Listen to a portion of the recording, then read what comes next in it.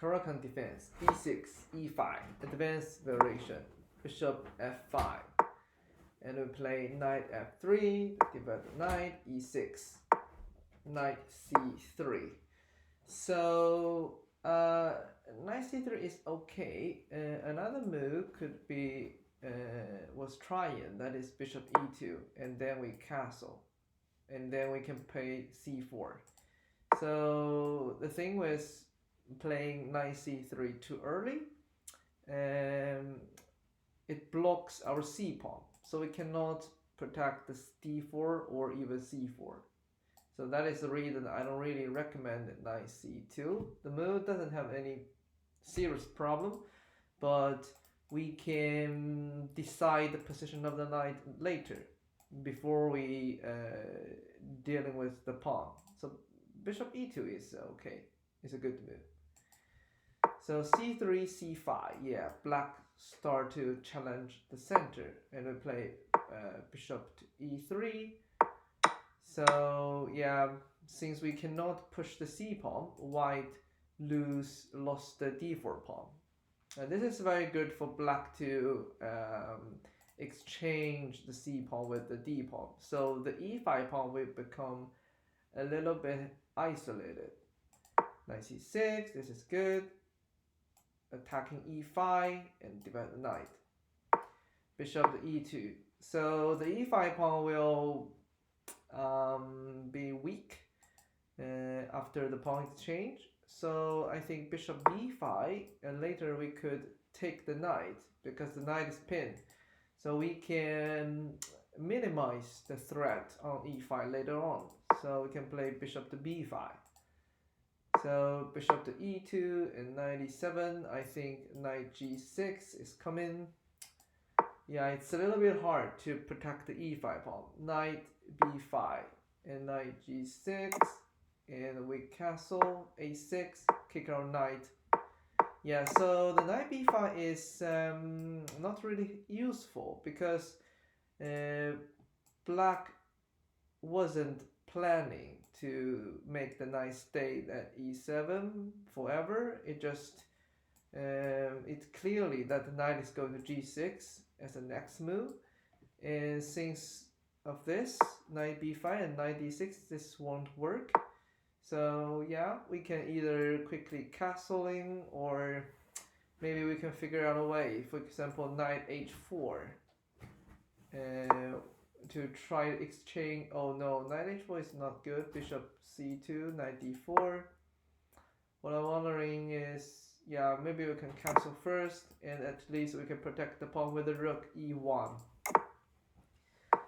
So knight b5, knight g6, we cannot move knight to d6, and this is why we seeing knight back to c3. So white lost 2 moves in opening.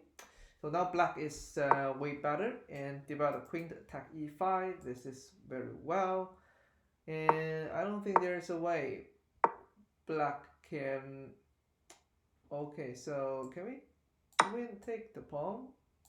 Bishop takes. Okay, the e5 is problematic, and also after the exchange there is the bishop b5. Okay, there's discover attack. So this is a trap. Black play bishop is e7. This is very good, very cautious, and not taking the pawn too early. Bishop to d3, exchange. I think bishop g4 is something we can try to pin the knight and also make the bishop d4 bishop honey. So yeah, exchange everything, and the queen g3, bishop to f6. Ooh, there's a threat on the e5, I believe. So knight d5, take. What about f4?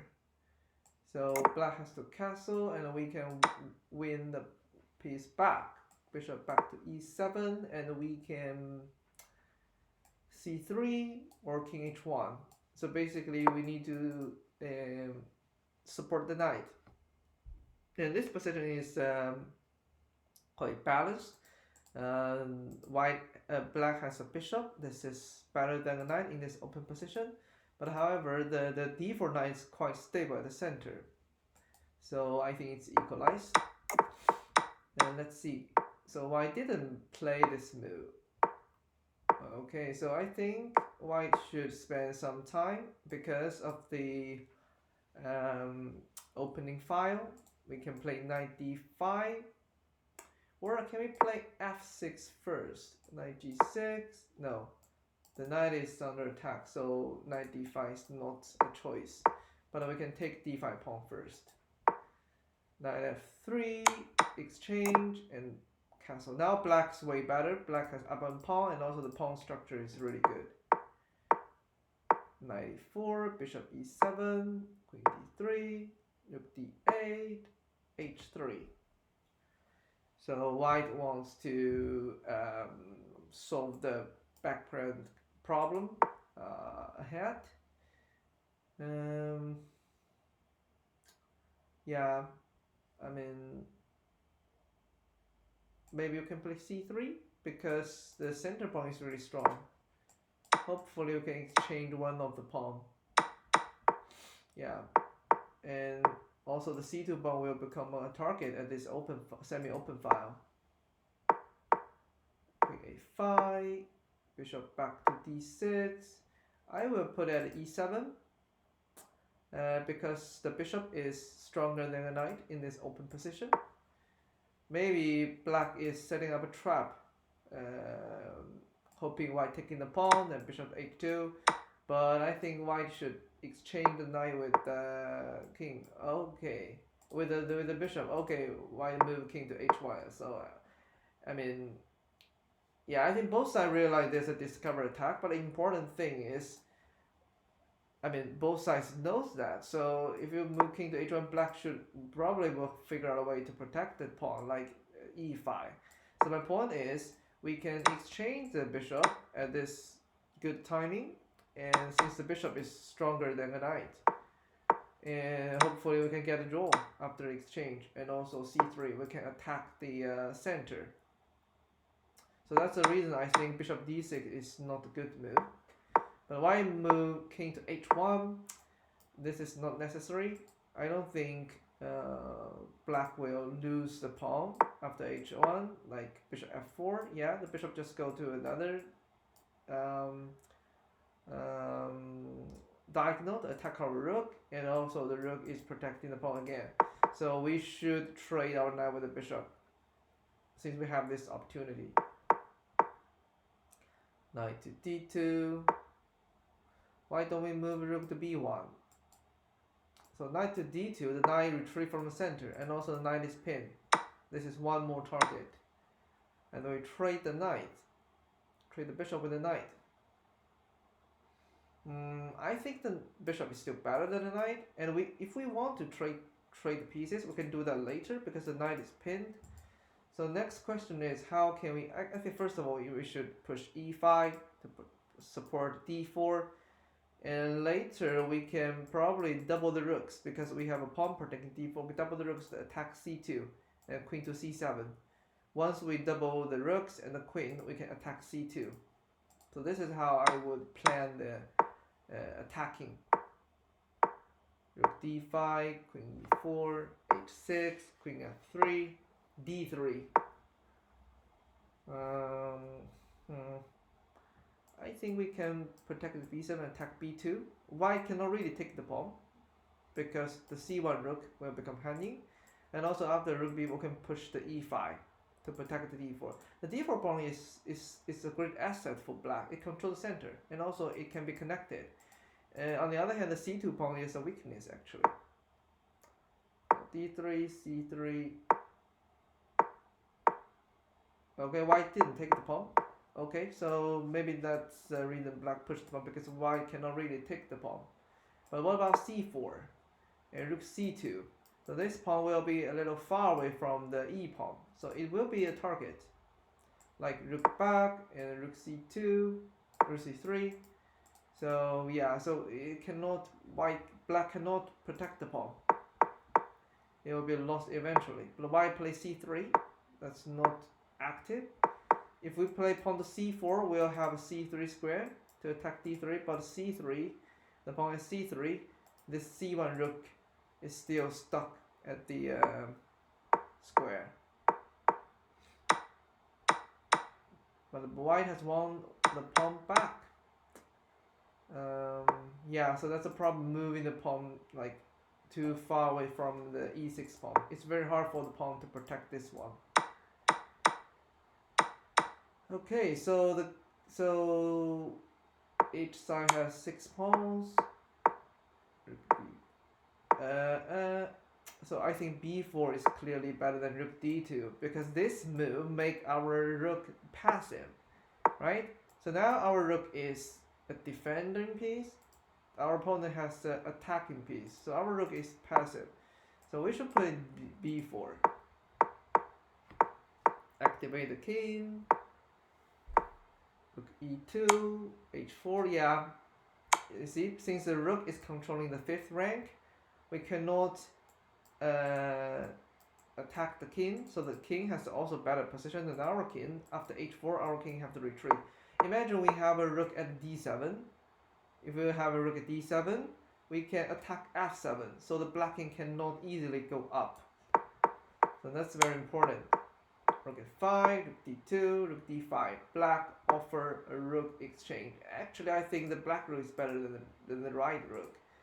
So rook b3 is something we can try to stop the pawn going up, so you can like make the white rook stuck here forever. And e5, king f4, so we can keep pushing pawns to get a better position, and then we can trade the rooks if we want. So now trading the rook is a little bit too early. King f6, rook e4. Now the right rook become active again. Attack the h4. Rook h5. Yeah, I think we can play g5 to protect the pawn. This is the same thing as for the white rook earlier. After we move the rook to h5, our rook, the black rook, become passive. We have to be the defender, and this is passive. Rook b4, b5, this is good. a4, offering exchange. f4, trade the rooks. King to f3, e5. So the position is quite balanced in this king's pawn opening, king's pawn endgame. b3, white is going to have a passed pawn. f5. Okay, the c4 move.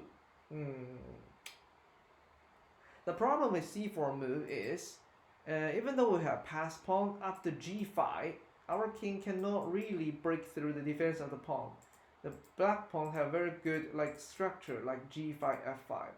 So the best move is move the king around, and also we have this defense that the black king cannot break through. If f4, then we can play king f3, then we can take this pawn. f4 is a mistake. If black play g5, we can play f4, I think, or f3. f3 is also work. So we can move the king like left and right, so we can get a draw. And this is the best outcome for both sides. If g4, this is a mistake because we can have a passed pawn, and then we can have another one. The white is winning, so the game can end up as a draw. But c4 is a bit mistake. g5 is a really good move, stopping white king going up. King g2, why do we move the king backward? I don't understand. Maybe white is short on time. We should move the king. Oh, king e3 is not good either. Take, yeah. This is a problem. Yeah, this is hard. This is hard. c5. Move the king moves to d5, then king e3. If take that, we can play f3, king d2, king e2. Yeah, the thing white can get draw, that is because black king want to go into this king side, so black has to move king to c3, and we can push f4. If you take, I can move here to take the rest of the pawn. If you g4, that's actually impossible because you can have a pass pawn. f4, then we get a draw. We can oppose the black king. But this is hard to find. This is hard to find. So this is the only way white can get a draw. So king g2, g3, yes. Now black is winning. Yeah, we don't have to work through the rest of the game. I think, yeah, in this king pawn like endgame, it's to be honest, it's a really hard one. But now we know the best way white can get a draw. That is build a structure, and the critical thing is at this position. If king go back, we can like post the black king. But if king goes to here, we can place f4. Then we can get a draw. Yeah, we'll lose this pawn, but we can move it here to get a draw. Yeah, it's not easy to find this approach, and given we have a very short period of time. Yeah, that's it.